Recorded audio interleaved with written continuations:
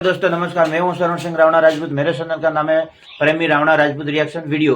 आज का वीडियो लेके आए तीनों नदियों को 30 दिन में मोड़ा, 6 राज्य माला माल, झूम उठा भारत। क्या बात है भाई।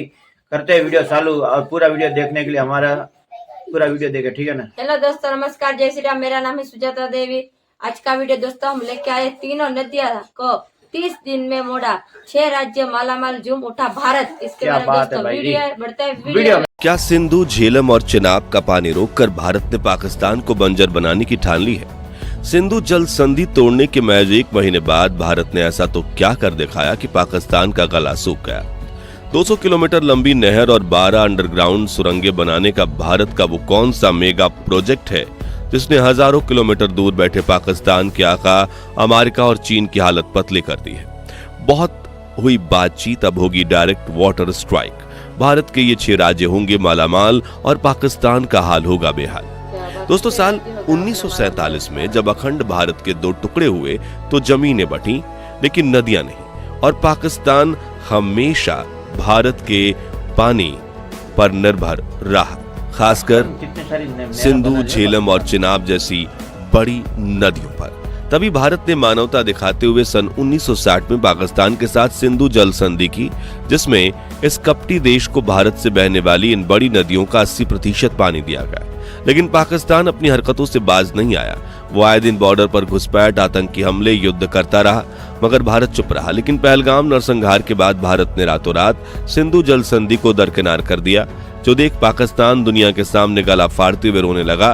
भारत के सामने गिड़गिड़ाया, खोखली धमकियां दी, लेकिन भारत ने पाकिस्तान को साफ साफ कह दिया, अब पानी नहीं बहेगा, न माफी मिलेगी। आज सिंधु नदी पाकिस्तान की खेती, बिजली और अर्थव्यवस्था की रीढ़ है, और उसका पानी रोकना यानी पाकिस्तान को बूंद बूंद के लिए तरसाना है, और पाकिस्तान इसी के लायक है। और अब 1 महीने के अंदर ही भारत ने लॉन्च कर दिया एक सीक्रेट सुपर वाटर प्रोजेक्ट, एक ऐसा जल इंफ्रास्ट्रक्चर जो न सिर्फ पाकिस्तान के जल संसाधनों को झटका देगा बल्कि भारत के 6 से ज्यादा राज्यों को जल से भर देगा।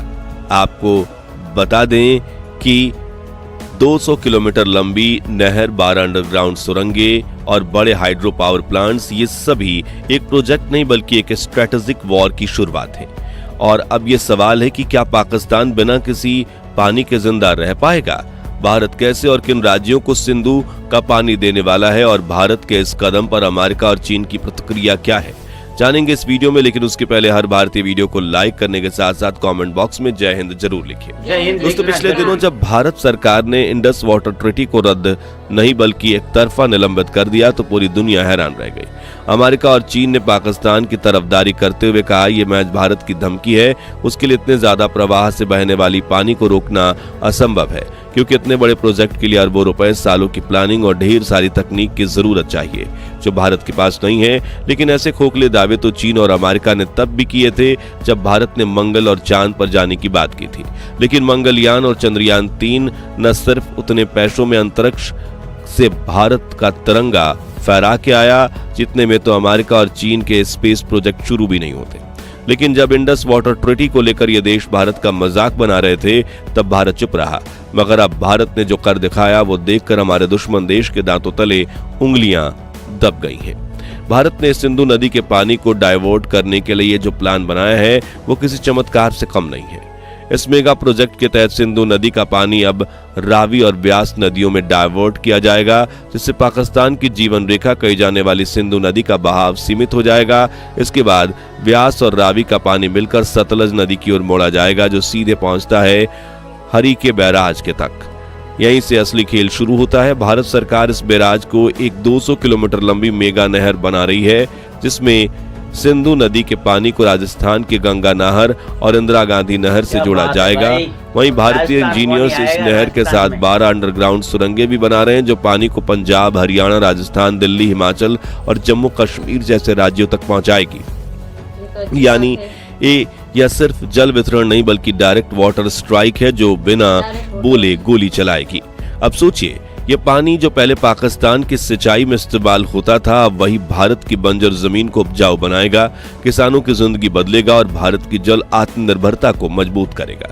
वहीं पाकिस्तान, जिसकी 90% से ज्यादा खेती सिंधु पर निर्भर है, उसकी जमीनें सूखने लगेंगी। इसके अलावा पाकिस्तान ने अपने सभी हाइड्रो प्रोजेक्ट्स को सिंधु, चेनाब और झेलम नदियों पर बना रखा है, यानी पानी रुकते ही टरबाइन घूमना भी बंद हो जाएगी और पाकिस्तान में अंधकार छा जाएगा। और अगर आप गौर से देखेंगे तो इस मेगा प्रोजेक्ट को भारत का मास्टर स्ट्रोक इसलिए किया जा रहा है क्योंकि इससे पाकिस्तान में आतंकवाद की फंडिंग भी रुक जाएगी। आज पाकिस्तानी सरकार ज्यादा आमदनी कृषि से करती है और इन पैसों को ISI के जरिए आतंकवादी संगठनों को पहुंचाया जाता है, लेकिन जब कृषि ही नहीं रहेगी तो पाकिस्तानी सरकार की कमाई भी बंद हो जाएगी और आतंकवाद फैलाने वाले संगठनों के शरीर में इतना हराम का नमक जा चुका है कि वो खुद पैसे कमाने निकलेंगे नहीं। ऐसे में उनका पूरा सिस्टम तबाह हो जाएगा। अगर आप हमारी बातों की गहराई समझ रहे हैं तो आप अंदाजा लगा सकते हैं कि भारत सरकार ने कितना बड़ा दांव खेला है। लेकिन अब सवाल ये है कि इतना बड़ा प्रोजेक्ट भारत इतनी जल्दी कैसे पूरा करेगा और क्या पाकिस्तान इस मास्टर स्ट्रोक का जवाब ढूंढ पाएगा? तो देखिए, ये प्रोजेक्ट भले ही ऑपरेशन सिंदूर के बाद अनाउंस हुआ हो, लेकिन भारत के इंजीनियर्स इस सीक्रेट प्रोजेक्ट पर सालों से काम कर रहे हैं, क्योंकि ये इंडिया है और इंडिया के रिवर लिंकिंग प्रोजेक्ट का ही ये हिस्सा है, जिसमें देश के सभी नदियों को एक साथ जोड़ा जा रहा है ताकि ज्यादा पानी वाले इलाके में बाढ़ न आए और सूखे इलाके में पानी पहुंच पाए। इसलिए सिंधु नदी के पानी को डाइवर्ट करने की प्लानिंग पहले से हो चुकी थी। हालांकि ये कोई छोटा मोटा प्रोजेक्ट नहीं है, इसके लिए काफी बड़ी प्लानिंग की गई है। ये नहरें और सुरंगें सतलज से पानी को पंजाब, हरियाणा, राजस्थान, दिल्ली, हिमाचल और जम्मू कश्मीर तक ले जाएंगी। इनमें से कुछ सुरंगें पहाड़ों के अंदर से जाएंगी, कुछ अंडरग्राउंड शहरों के नीचे से निकलेंगी और कई ऐसी जमीनें से गुजरेंगी जहां दशकों से वो जमीनें पानी के बिना बंजर हैं। उदाहरण के तौर पर पठानकोट, होशियारपुर, फतेहाबाद, सिरसा, श्रीनगर, श्रीगंगानगर और बीकानेर जैसे इलाके सीधे इस जल क्रांति का हिस्सा बनेंगे। इससे राजस्थान के रेगिस्तानी इलाके हरियाली में बदल सकते हैं। पंजाब और हरियाणा के किसानों को अब हर फसल के लिए पूरा पानी मिलेगा और जम्मू कश्मीर में भी खेती का दायरा बढ़ेगा। इतना ही नहीं, भारत सिंधु, चेनाब और झेलम नदी पर ऐसे डैम बनाने का हाइड्रो पावर प्लांट लगा रहा है जो सैकड़ों मेगावाट बिजली उत्पन्न करेगी। पानी को रोककर दूसरी दिशा में मोड़ देंगे और जरूरत पड़ी तो तेज पानी छोड़कर पाकिस्तान के किनारे वाले इलाके पूरी तरह से डुबा देंगे। इस मेगा प्रोजेक्ट के लिए हरियाणा के राजस्थान फीडर और पंजाब के सरहिंद फीडर को अपग्रेड किया जा रहा है। नहरों से गाद हटाई जा रही है, लीकेज रोका जा रहा है और सबसे बड़ी बात, इस पानी को यमुना नदी को जोड़कर उसे नया जीवन दिया जाएगा। इसी तरह अनगिनत छोटे बड़े काम शुरू हो गए हैं और इस प्रोजेक्ट को सुपर फास्ट स्पीड पर ये दौड़ा रहे हैं।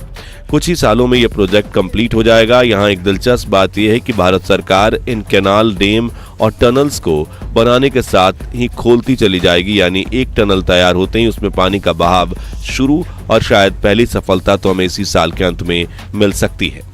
अब बात करें स्ट्रेटेजिक और इकोनॉमिक फायदे की, तो भारत के 6 राज्यों को सालाना 25,000 करोड़ रुपए से ज्यादा कृषि उत्पादन लाभ मिलेगा। लाखों किसानों को सिंचाई का भरोसेमंद स्रोत मिलेगा और ग्राउंड वाटर पर निर्भरता कम होगी। वहीं दूसरी ओर पाकिस्तान, जिसकी 90% खेती सिंधु पर निर्भर है, वहां गेहूं, चावल, गन्ने की खेती बर्बाद हो जाएगी। इतना ही नहीं, ये प्रोजेक्ट भारत की वाटर डिप्लोमेसी का नया चेहरा बन जाएगा। अब तक पाकिस्तान भारत को परमाणु युद्ध की धमकी देता था, अब भारत उसके खिलाफ पानी से वार कर रहा है। बिना शोर, बिना हथियार, वो सबसे बड़ा झटका दे रहा है।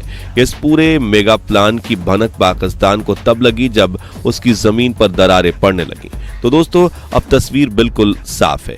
पाकिस्तान चाहे तो इंटरनेशनल कोर्ट चला जाए, अमेरिका और चीन चाहे तो दबाव बना लें, लेकिन अब भारत झुकेगा नहीं, क्योंकि ये कोई पुराना भारत नहीं जो हमेशा सहकर भी शांत रहता था। ये नया भारत है जो अब पानी के एक एक बूंद का हिसाब बेदुश्मन से लेना जानता है।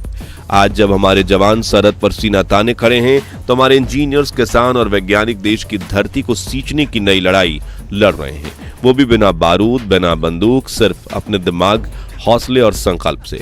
और इस जंग में पाकिस्तान ने मैदान में उतरने से पहले हथियार डाल दिए हैं और घुटनों पर आकर भारत से रहम की भीख मांगने लगा है। तो दोस्तों, भारत की इस वाटर स्ट्राइक को लेकर आपकी राय क्या है? क्या यह स्ट्राइक पाकिस्तान के लिए सरहद पर खड़े होने वाले युद्ध से भी ज्यादा घातक साबित होगी। अपनी राय कमेंट में बताइए। ये वीडियो पसंद आई हो तो लाइक और शेयर जरूर कीजिए। उम्मीद करते हैं 11,000 लाइक्स की, और ऐसी ही लेटेस्ट खबरों के लिए चैनल को सब्सक्राइब करके पास वाली घंटी जरूर बजा दीजिए। जय हिंद, जय भारत। तो दोस्तों, भारत के अंदर जो नदियां का पानी का रुख मोड़ रहे हैं भारत सरकार, और देख के ये कामयाबी आपको भी दिल में गुदगुदियां हो रही होगी। और 6 राज्यों के अंदर तो पानी का बहाव चालू भी कर दिया है। और देखो कि पाकिस्तान अभी पानी के लिए तरसेगा, तरस रहा है, हाँ, पानी नहीं ठीक इसके है ना। पास। जो कह रहा है कि मन में विचार कर रहा होगा हमने क्यों भारत से दुश्मनी ली, ठीक है ना। और मोदी चाहेगा कि भारत भाई से नहीं, दुश्मनी ली, उसको हाँ, महंगा पड़ गया अभी। महंगा पड़ गया। और 6 राज्यों के अंदर जो भारत और जो हमारे राजस्थान के अंदर पानी आएगा ना, हमारे जो गरीब लोग हैं ना, जो रेगिस्तान के अंदर, इसको एक सोने जैसा सपना जैसा दिख रहा है, ठीक है ना। ये वीडियो आपको कैसा लगा है? अच्छा लगा हो तो लाइक शेयर जरूर करें, और हमारे चैनल को सब्सक्राइब करते रहिए। हमारा बेल बटन वीडियो दबाइए, कैसा पहले लगा आप ये तक कमेंट में बता सकना, और एक नए वीडियो के साथ आप और सभी कमेंट के में कोई कमेंट में खाली ना छोड़े। जय हिंद कमेंट लिखना खाली अपने नहीं भारत के लिए गर्व की छोड़ना बात है। जय हिंद, जय भारत। जय